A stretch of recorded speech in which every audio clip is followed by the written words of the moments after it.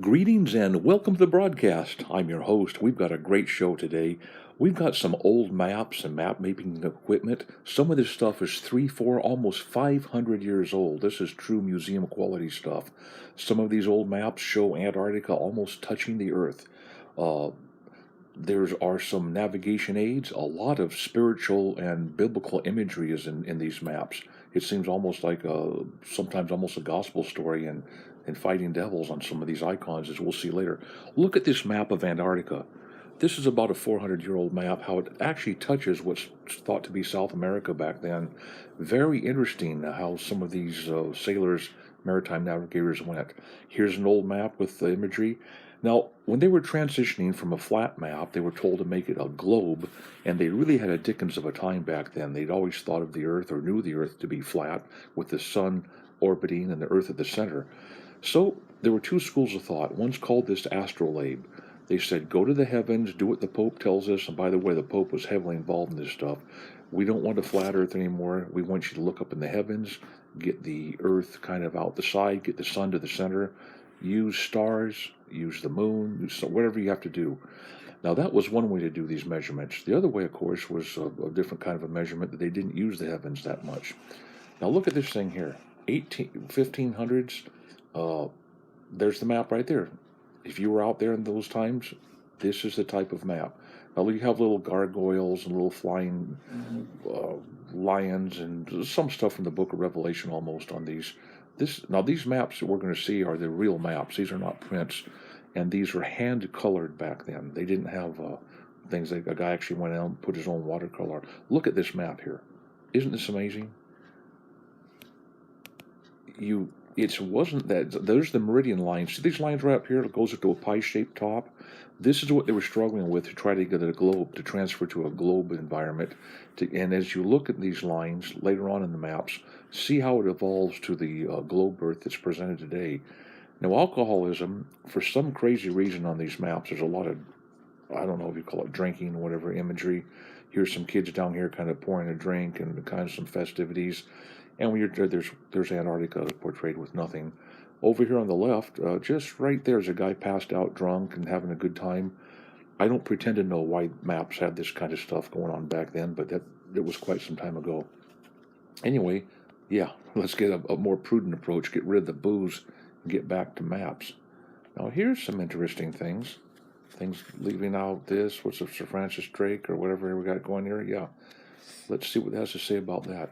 Now, this map has heavy religious imagery in it. In just a moment, we're going to zoom down. You're going to see a woman to look like the Virgin Mary holding what looks like the Ten Commandments. Above her head is going to be kind of what looks like the sun. Right here is this image that they had to look at before they got to the map. There she is right there. And then holding kind of a, cross, almost an orb there. Lots of unusual things there. Now, here's one little different imagery. You kind of have some angelic things on the corner of the map. This one's, I think, is 1640 or something like that. I'll let you just look at it. Here, there's the compass, and they're trying to get more and more sophisticated with their compass there for the Lee on the right. Now, here is an old theololidite, or sometimes called a transit, made out of wood. All they had was wood, some string, and bits of metal, and they had a dickens of a time leveling this thing. Look at this. A little plumb bob to level it, and this is the second way they were told to measure the Earth. Now, this is the first way was to go to the heavens with this thing called an astrolabe. The other way is to use measurements. Here's a guy, he's got kind of what he thinks is a inclinometer to do it. Now, here's something. Back in about 1600s, the German map companies made these do-it-yourself globe kits to further the idea of a globe Earth. Mr. Cameraman will take us a little closer in just a moment. We can see the actual cuts of this thing. And then you just got something round and glued this thing on. You had your own do-it-yourself globe. Now, religious imagery really around the 1600s, 15 to 1600s, got in heavy into the maps. Here's an idea of something got lost out of New Orleans. I passed it by. I don't pretend to understand the collector's items value of this stuff, but these meridian lines that go up and down to show how the Earth. See right here, they're trying to make a ball Earth work so bad from a flat map. They tried to put numbers up here. They used a compass on the map to try to figure out, is it a globe Earth? Is it really in the center? Is the sun in the center? There's a shell on top. And there's Neptune on the right, and the lower left, I don't know what we've got going on here. Some of the artwork's great, and you can see that maritime activity is portrayed throughout the maps. Now look at this thing here. All these little gargoyles and stuff. Right there, there's like a devil with a thing on his neck. Right there. Why would they have something like that by the compass? There's a lot of imagery and superstition apparently was introduced to some of the map making stuff.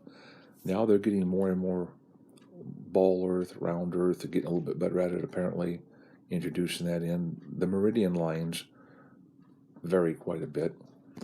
There's not much of a compass. Notice how south is up where north is now. These maps were so old apparently before the inversion or whatever hit. North was south and south was north. Apparently this thing does invert from time to time, we're told. I'll let you just go ahead and take a peek here and drink this in.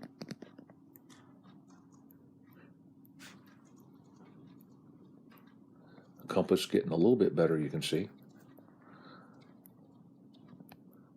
And now we'll get ready to go to a little different type of a map.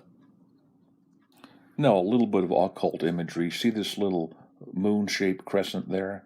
That crescent moon is found all the way back to the pyramids, sometimes with the sun in the center of it. You'll see more and more of that stuff as the Pope and the Papal and the Jesuit influence gets into these maps. You'll see this crescent, you'll see a moon kind of disguised in the logos of these maps. Now here's going to give you just a sense of what someone will look like when he grabbed this map and went to do some navigation. If you're going to get out of the ocean, you're going to get into the land a little bit. It's a little bit different, a little bit ornate. The meridian lines not really showing you anything here. We're just doing this to take a little bit of a chronological history through these maps and to give a sense of the accuracy. Now here's a compass right there. A lot of guys had to have this compass. That's all they knew to try to hold that on the map and somehow get some principles of navigation. I'm told there were 200 shipwrecks per year from guys using these maps back then. We're talking about the kind of shipwreck where nobody comes back. 1574, when's the last time you saw a map like this? See how much better the compass, again, south is up there. So it's off a little bit. They're trying to compensate for what they thought was the tilt of the Earth in their round Earth model. And it's just fascinating to see how these things developed to what we have now, which sometimes is not much more accurate. Walden's Indices are the guys that fought the Pope and wouldn't submit to the Papal thing about worshiping Mary. I don't know if this map has anything about I can't read this, of course, but this is just, now here, look at the compass, and then you have the phoenix bird in the center. Look at the meridian lines are kind of a pie shape, narrow at the top lines down here for navigation. They're trying to think about running a survey using those old wooden theodolites or transits. And it all kind of starts to coming together a little bit more of a survey type of a map sometimes. Okay, look at this compass. It's not equidistant. It has a little different thing set up on it. This, in a sense, could help you compensate for Earth curvature, so-called back then. And then at the very top, they could try to work in a couple numbers up here in this margin, so you could somehow think how the Earth, if ball Earth. They really fought this thing, trying to get it accurate, trying to get it right. How big is the Earth really? Let's just drink in here. I believe this one here is 1540. Now, getting back to these compasses, these things. Here's a guy with see how there's the meridian lines going. They're working it where it's kind of like the ball Earth globes they have today. The angle of these lines. Guy with a 4-string ukulele, Romulus. Now politics gets involved in the maps. Guys want to start having their emblem put on. The meridian lines are looking more and more like we have today on a globe with the portrayals. Now, of course, more politics. Oh, look up there in the upper left. There's our little friend, the crescent up there. You see the crescent? And the center has the sun in the center of it.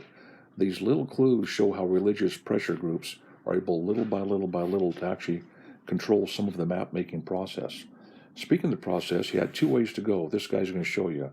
One's going to be you measure the bottom like we told you with the transit, The top is going to be go to the stars, the moon, the sky, and use that to measure, or mix the two together. Here's what you get when you mix those two together. Well, this guy will use some green coloration here. This is the type of meridian mark that they were striving to do. And when they got to this level, oh, let's go real old. Here's an old NOAA map, considered one of the oldest maps around. Skies in the heavens and the footstool of Noah. You'll hear about this in maps. You just saw it there, a little smooth stuff. The cherubic religious. Now look, speaking of religion, look at this map. You got a double-headed phoenix bird, just a wicked-looking face on this map. In this phoenix bird's left paw or claw is a globe. Now look at this globe that's got a tilt of the earth on the cross. You see these bands coming down? It looks like a belt across the earth and a belt on the top. Do you think that was just there by happenstance? See the angles? Well, let's just go over here to a brand new map and memorize those angles now. And here they are cutting that same type of angle out again, looking at the earth, doing some measurements. I don't want to say pressure group, but they're, it's kind of like saying the earth isn't really round, it's really an obloid. Pretty much anything goes. And it's very interesting to see the history of this stuff. In the phoenix bird's other claw is a piece of vine and a stick. Now we can see how the compasses are getting just a little bit better. Oh, there's the old crescent below this guy's chin, isn't there? Yep, and the little round. And that's going to creep in more and more to the map making process. Again, if you go to the pyramids, you'll see that crescent with the moon on it. When the Hebrew children worship the golden calf, you'll see portrayals of that crescent for his horns. And if you really were going to study occult imagery, you could make a case here, perhaps, or even a conspiracy. We're going to try just confine this basically to map observations here. Now let's go to the modern stuff. See these lines here, how they swirl the lines? What they're trying to do is to prove, as we'll see here in just a moment, a brand new ball-shaped Earth model. And, there it is. And the United States, of course, proves with NASA that they have the finest navigation, the very finest survey, and they know exactly it's 25,000 miles. However, if the coalition partners say, hey, is all this stuff protection set up on it, navigated right to the mile? Oh, yes, it's navigated right. Then out of the blue, a NASA representative says, no, throw it out. The Earth is really a spherical obloid, like an onion. Forget what we told you about navigation. Well, is NASA going to go ahead and re-survey the entire Earth and issue new surveys? Of course not. But they can say, well, it's even more. Now, these are slightly, exaggerated perhaps. But again, they can say, no, it's more of a sphere. And things go on up at Arctic and Antarctic regions we don't realize. And just about the time you think the coalition partners say we can trust the U.S., it's really pear-shaped. It's not really a spherical obloid at all. It's more of a pear shape. Are we going to redo the surveys? No. Say anything. Maps, there's so much superstition in maps and changes now. It's not much difference than it was back then. Now, here's a guy with a solar compass. This solar compass, the guy's doing the best he can, and we're going to try to, measure the Earth. So what is it? Is it spherical, obloid, pear-shaped, or round? They can't get their story straight to this day. If you fly over and take the aviation shots, you can try to duplicate this curvature of the Earth. It doesn't work so very good. Here's a theodolite. Who's to say the next round they say the Earth is flatter? Well, could the Earth be even flatter? I mean, you've already said it's going to be a globe, then it's the spherical obloid, then it's pear-shaped. If you were to take a look at it, here's this next shot. It's going to show one way you could keep people from looking too close to Antarctica. So this Earth is kind of on the top, and it kind of goes out 3 to 5%. Okay, 5% of 25,000 miles is 1,250 miles. Are you going to redraw those 121,250 miles on all the surveys? No. Well, let's look at a biblical thing. Here's the famous Orlando Ferguson map. Sometimes the flat Earth proponents look at this. There's the four corners of the Earth with the angels holding back the winds. There's the circle of the Earth. If you go east on this, you'll go east just like on a normal map and come right back where you started. If you go north, you'll go over the top. However, you go south, you'll go into Antarctica. Here's the Orlando Ferguson map here. The Hebrew children had a different map. It looked like this. You had a firmament, you had the heavens, you had the deep waters. Now, in the Bible, there's only two places where the Lord tells people to measure the earth. The first one's going to come up right here. You can read it for yourself. How you measure from the east. Okay, you're actually doing a measurement here. Now, people will argue about this scripture over here in Numbers 35. Read it for yourself if you like. Now, this isn't John the Baptist or Ezekiel. This is the Lord speaking on this thing. Do you measure it with this thing here using some kind of a transit device or whatever? Or you take like a steel tape or a rod and measure it? Well, here's the second time people are told to measure the earth. They start out by Damascus and they work their way down to Israel. The Jewish children sometimes don't like that, but that's what the Bible says. And you work these measurements, and if you want to read the Bible cover to cover, the word compass, measurement, earth, and the planets are mentioned quite a bit. As you get in deeper, now here's the modern one. Here's a slightly older one. Do you see here? Remember the guy with the solar compass? He was told to use this kind of stuff as late as 1960 to get the curvature of the earth, the measure.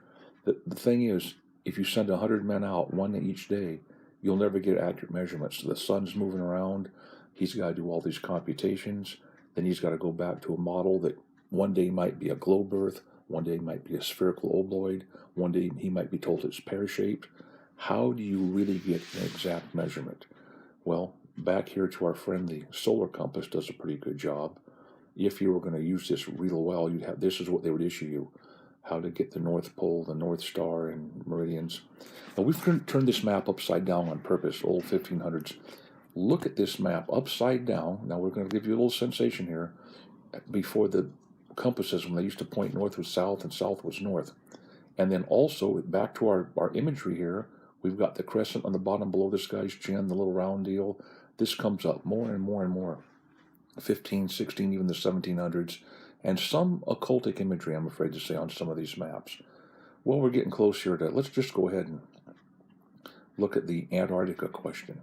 Lots of how some of these old maps actually showed the explorers that under certain conditions, Antarctica actually touched the land of South America, close to Africa, sometimes Papua New Guinea area, Australia. There was, back then, people believed that you could go across to Antarctica when it froze and get back when it, and we'll just let these maps speak for themselves. I don't pretend to be able to interpret these things. Did the Antarctica ice melt off little by little to what we have now? Okay, in just a moment I'm going to show that biblical map, that Orlando Ferguson one. You're going to see how the heavens move on this model according to a pretty much a biblically based model. There's others out there. And boy, look at this thing here. Now, if you look at the map today, you look at the size of Greenland on a flat map, it's so goofed up, it's not even close to the right size. Now, here's the biblical model. Well, think about this for a minute. If you go north, you're going to go over the north and come back down the other side. If you go east, you're going to go all the way around. The only problem is when you go south, you run into this ring called Antarctica. And then the planets, Orlando Ferguson has these little kind of like, well, you can see the planets are on these to show how it might be as the planets were going around. It's a working model. Now, let's look at the Bible, north, south, east, west. North is mentioned 146 times in the Bible. South is mentioned 140 times in the Bible. And we have some software. East, 180 times. And west, where are we at on Mr. West here? There we are, 88 times. Well, I want to take just a moment to tell you that elsewhere here on this McEisencraft YouTube site, we have some free tutorials. We show you how to get free Bible study software, either from eSword or Takarda. How to use this. You can look up yourself. How often does the Bible mention earth, maps, compass, north, south, east, west, degrees of the sun? It's all absolutely free. You can click around on this site when you're done, and you can perhaps take one of the free tutorials and see if this might be something you'd like to do to further your study of Scripture and help understand the map-making process of Earth. Well, that's the end of map making here in the Earth in days gone by.